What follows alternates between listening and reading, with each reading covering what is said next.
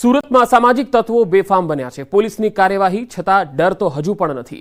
મારપીટ અને દાદાગીરીની ઘટના યથાવત છે। સુરતના ભેસ્તાન વિસ્તારમાં અસામાજિક તત્વોનો આતંક જોવા મળ્યો। અસામાજિક તત્વો દ્વારા યુવકને મારવામાં આવ્યો। તસવીરોમાં તમે જોઈ શકો છો કે અહીંયા કઈ રીતે આખો આ બનાવ બન્યો।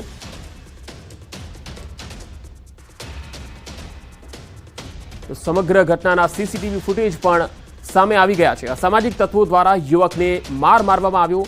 સીસીટીવીમાં આખી ઘટના કેદ થઈ ગઈ છે। હાલ સમગ્ર મામલે પોલીસ હવે આગળની તપાસ કરી રહી છે। જો કે આ પહેલાના બનાવોમાં પણ પોલીસ કાર્યવાહી તો કરે જ છે, પરંતુ આ પ્રકારના અસામાજિક તત્વોને પોલીસનો હજુ પણ કોઈ ડર હોય એવું લાગતું નથી। અને આ ભેસ્તાન વિસ્તારનો બનાવ એની સાબિતી છે, બોલતો પુરાવો છે। તો યુવકને મારવામાં આવ્યો। સુરતના ભેસ્તાન વિસ્તારના આ દ્રશ્યો તમે જોઈ શકો છો, જે સીસીટીવીમાં કેદ થયા છે। 5 થી 7 જેટલા આ શખ્સો એક યુવકને ઢોર મારી રહ્યા છે અને ત્યાંથી ફરાર થઈ ગયા। અને કેટલી ક્રૂર રીતે તેઓ મારી રહ્યા છે એ પણ તમે જોઈ શકો છો। આ દાદાગીરી છે। બે અલગ અલગ તસવીરો તમે જોઈ શકો છો। એક સુરતની છે, બીજી પણ સુરતની જ છે। એક તસવીર સુરતના ભેસ્તાન વિસ્તારની છે, જ્યાં સામાજિક તત્વો બેફામ બની એક યુવકને મારી રહ્યા છે। બીજી તસવીર કુખ્યાત વ્યક્તિ જે છે, અસામાજિક તત્વ છે, તેના ઘરે કાર્યવાહી કરવામાં આવી। તેના ઘરના જે ગેરકાયદેસર દબાણો હતા એને તોડવાની કાર્યવાહી કરવામાં આવી રહી છે। તેમ છતાં પણ આવા અસામાજિક તત્વો હજુ પણ બેફામ બનીને ખુલ્લેઆમ દાદાગીરી કરી જ રહ્યા છે।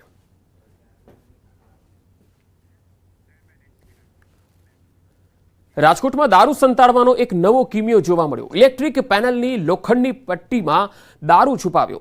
પોલીસે નવો કિમિયો ઝડપી પાડ્યો। રાજકોટ પીસીબી ટીમે 2472 બોટલ દારૂ પકડી પાડ્યો। ખાનગી ટ્રાવેલ્સની બસમાં વાપીથી રાજકોટ આ દારૂનો જથ્થો લવાયો હતો।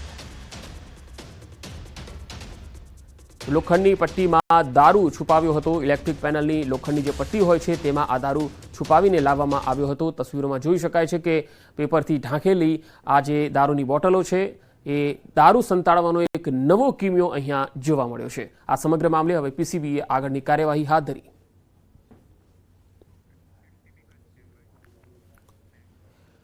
કચ્છમાં શિક્ષકોની ઘટ છે અને આ ઘટને લઈને જ મહત્વનો નિર્ણય કરાયો છે। કચ્છમાં વધારાના 4100 શિક્ષકોની ભરતી કરવામાં આવશે। કચ્છના સ્થાનિક લોકોની ભરતી કરાશે। ધોરણ 1 થી 5 માટે 2500 શિક્ષકોની ભરતી થશે। ધોરણ 6 થી 8 માટે 1600 શિક્ષકોની ભરતી થશે। શિક્ષકોની બદલી થતા ઘટ સર્જાઈ હતી। રૂટીન ભરતી તો થશે જ, પણ એ ઉપરાંત ધોરણ 1 થી 5 માટે 2500 શિક્ષકોની ભરતી અને 6 થી 8 માટે 1600 શિક્ષકોની ભરતી, વધારાના 4100 શિક્ષકોની ભરતી કચ્છ જિલ્લા માટે થશે। કચ્છના સ્થાનિક લોકોને ભરતી કરવામાં આવશે, અથવા તો અને જેની ભરતી થશે એને રિટાયરમેન્ટ સુધી ત્યાંથી બદલી કરવામાં નહીં આવે। ખેલ સહાયક શિક્ષકોના આંદોલનનો બીજો દિવસ। રાજ્યના વ્યાયામ શિક્ષકો આકરા પાણીએ જોવા મળ્યા। ગાંધીનગર સ્થિત રામકથા મેદાનમાં સતત બીજા દિવસે વ્યાયામ શિક્ષકોના દેખાવો યોજાયા। 15 વર્ષથી કાયમી વ્યાયામ શિક્ષકની ભરતી ન થતા દેખાવો થયા। રાજ્ય સરકારમાં અનેક વખત રજૂઆત છતાં નિરાકરણ નથી આવ્યું। કરાર આધારિત ભરતી નાબૂદ કરવાની માગણી થઈ રહી છે। કરાર આધારિત નહીં પરંતુ કાયમી ભરતી રાજ્ય સરકાર કરે। શારીરિક શિક્ષણનું સ્થળ કથળશે તો સ્પોર્ટ્સની સ્થિતિ કેવી રીતે બદલાશે? પોલીસે આંદોલનકારીઓની અટકાયત કરી છે। ટીંગાટોળી કરી પોલીસ વાનમાં પણ બેસાડ્યા। અત્યારે અમે ગાંધીનગર રામકથા મેદાનમાં અમે અમારા આંદોલન માટે બેઠા વ્યાયામ શિક્ષક કાયમી કરવાના ભરતી માટે। અમને 17 વર્ષથી છેલ્લા 17 વર્ષથી અમારી કોઈ ભરતી કરવામાં આવી નહીં। પ્રાથમિક શાળામાં કોઈ પણ જગ્યાએ અમને સેટ પરીક્ષા લીધી છે, એસએટી પરીક્ષા, એ પણ સરકાર માન્ય, અને અમને કાયમી કરવામાં આવ્યા નથી। તો અમે અમારા આંદોલન માટે ગાંધી ચિંતા માર્ગે અમે આંદોલન કરવા બેઠા, ત્યારે અત્યારે અમને પોલીસ આવી અમને અને એમની તાનાશાહી કરી અને અમને અત્યારે રિટર્ન કર્યા છે। એટલે અમે અમારી એક જ માંગ સાથે અમે અહીંયા છીએ, અને જ્યાં સુધી અમને ન્યાય નહીં મળે ત્યાં સુધી અમે ગાંધીનગર છોડવાના નથી, અને જ્યાં સુધી ન્યાય નહીં મળે ત્યાં સુધી અમે છેલ્લે તો આત્મસમર્પણ કરવા પણ તૈયાર છીએ, જ્યાં સુધી અમને ન્યાય નહીં મળે। જો અહીંયા વ્યાયામની ભરતી ના કરી હોય તો મોટી સરકાર મોટા આંખો મારે છે, મોટી વાતો કરે છે। ખેલ મહાકુંભ, ખેલો ઇન્ડિયા, અત્યારે બહુ મોટી સ્પોર્ટની બેનરો મારે છે। એ ખોટું શા માટે? જો અમારી ભરતી જ ના કરવી હોય તો સીપીએડ, બીપીએડ, એમપીએડ આ બધાની ડિગ્રી આપતી કોલેજો પણ બંધ કરાવો। આ અમારી એક જ માંગ છે। બસ ખેલ સહાયક કાયમી કરો, વ્યાયામ શિક્ષક કાયમી કરો। જૂનાગઢ માંગનાથ રોડ પર આવેલ કાપડ બજારમાં તોડફોડ થઈ. રવિવારે રાત્રે ટોળકીનું કારસ્તાન. દુકાન પર લગાવેલા સીસીટીવી તોડ્યા તેમજ શટર પર પથ્થરો માર્યા. તમામ ઘટના સીસીટીવીમાં કેદ થઈ. થોડા દિવસ પહેલા ડસ્ટબિનની ચોરી કરતા શખ્સો સીસીટીવીમાં કેદ થયા હતા. વેપારી એસોસિએશન દ્વારા પોલીસને લેખિત અરજી આપવામાં આવી. સીસીટીવીના આધારે પોલીસે રાત્રિ પેટ્રોલિંગ વધારવા વેપારીઓએ માંગ કરી. વડોદરા શહેરમાં ફરી એકવાર ટપોરીઓએ પોલીસને પડકાર ફેંક્યો. અકોટા દાંડિયા બજાર સોલાર બ્રિજ નીચેનો આ વિડીયો છે. જાહેરમાં રસ્તા પર ખુરશીમાં બેસીને રીલ બનાવી. કિસકીમાં જની જો હમકો ડરાએ ના ડાયલોગ ઉપર તેમણે આ રીલ બનાવી. 10 જેટલા ટપોરીઓએ રસ્તા વચ્ચે ખુરશીઓમાં બેસીને જમાવડો કર્યો. વિડીયો બનાવીને આ ટપોરીઓએ ગ્રુપનું નામ સરકાર આપ્યું. બર્થડેની ઉજવણીનો આ વિડીયો હોવાનું અનુમાન છે. ટ્રાફિકથી ધમધમતા રોડ પર આવી રીલ બનાવતા પોલીસ પેટ્રોલિંગ પર સવાલ તો ઉઠી જ રહ્યા છે. પોલીસ સામે આંગળી ચીંધાતા હવે પોલીસ સફાળી જાગી પણ ગઈ છે. ટપોરીઓને વિડીયોના આધારે દબોચી લેવાયા. પોલીસે કાયદાનો પાઠ ભણાવતા આ ટપોરીઓના સરદારે કાન પકડીને માફી માંગી છે. તો બે અલગ અલગ તસવીર તમે જોઈ શકો છો. પહેલા તો રીલ બનાવીને રોલા પાડવાનો કોશિશ કરી અને જાણે છાકટા બની ગયા છે, જાણે પરમવીર ચક્ર લઈને આવ્યા છે એ પ્રકારના ટપોરી અસામાજિક તત્વોની જેમ એક રીલ બનાવતા જોવા મળ્યા. અને બીજી વખત જ્યારે પોલીસે તેમને પકડ્યા ત્યારે કાન પકડીને મોર બની ગયા, માફી માંગતા જોવા મળ્યા. તો પહેલા જ આ કારસ્તાન ન કર્યું હોત તો માફી માંગવી ન પડત. આ યુવાનોને કોણ સમજાવશે? એમના ઘરમાં કોઈ વડીલ હશે કે નહીં? તેમના માતા પિતા હશે કે નહીં? કોઈ સંસ્કાર એમને આપવા વાળું છે કે નહીં? કારણ કે સંસ્કારી નગરીથી આવા દ્રશ્યો જોવા મળી રહ્યા છે. અસામાજિક તત્વો સામે વડોદરા પોલીસ હવે એક્શનમાં છે. એક જ રાતમાં 300 વ્યક્તિઓની અટકાયત કરી છે. અસામાજિક તત્વોને પોલીસે દબોચ્યા છે. રોડ પર અડ્ડો જમાવતા લોકો સામે કાર્યવાહી કરાઈ. ગૃહ વિભાગના આદેશ બાદ આ કાર્યવાહી થઈ રહી છે.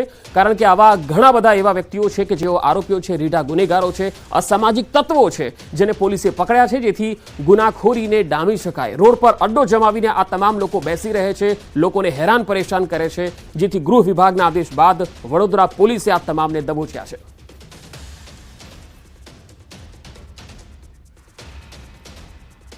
રાજકોટમાં વધુ એક તાંત્રિકનું કારસ્તાન. મવડીના ભુવા પર લાગ્યા ગંભીર આરોપ. યુવતીને ઝેરી દવા પીવડાવી અને હત્યા કર્યાનો આરોપ લાગ્યો. કેતન સાગઠિયા નામના ભુવા પર આરોપ લાગ્યા છે. ઝેરી દવાની અસરથી યુવતીનું સારવાર દરમિયાન મૃત્યુ થયું. ભુવાએ ઝેરી દવા પીવડાવી હોવાનો પરિવારનો આરોપ છે. પરિવારના લોકોએ કહ્યું ભુવા પાસે વિધિ કરાવવા જતા સંપર્કમાં આ યુવતી આવી હતી. બાદમાં તેમની સાથે લગ્ન પણ કરી લીધા હતા.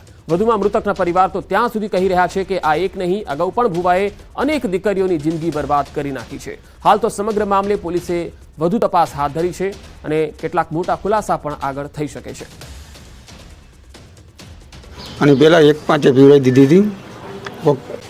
કેતન ભુવા સાગઠિયા એ મવડીના સમસમમાં વિધિ કાળા કામ કરે છે. કેટલી દીકરીની જિંદગી બગાડી નાખી છે ને ઘરના ખુદે કેસ કરેલ છે. 2-3 વાર જેલમાં ગયેલ છે. દારૂનો ધંધો કરે છે. કેટલી દીકરીઓની જિંદગી બગાડ કરી નાખી. આ કેલે પાછી મારી દીકરીને જિંદગી બરબાદ કરી નાખી. દવા પીવડાવીને હોસ્પિટલ દાખલ કરી દીધી. પાછા પોલીસવાળા અમને કહેવાય કે મારી દીકરી સિરિયસ છે. મારા વાઈફને બધાય દવાને ખબર પણ મારી દીકરી કોમામાં હતી, કાંઈ બોલી શકતી એમ નથી. મારી બીવી નર્સિંગ કરતી હતી, એન્જિનિયરનો કોર્સ કરતી હતી. હાલમાં ચાલુ અમદાવાદ એનું ભણતર ચાલુ હતું. અને આ વિધિમાં પડીને જિંદગીને બગાડ નાખી.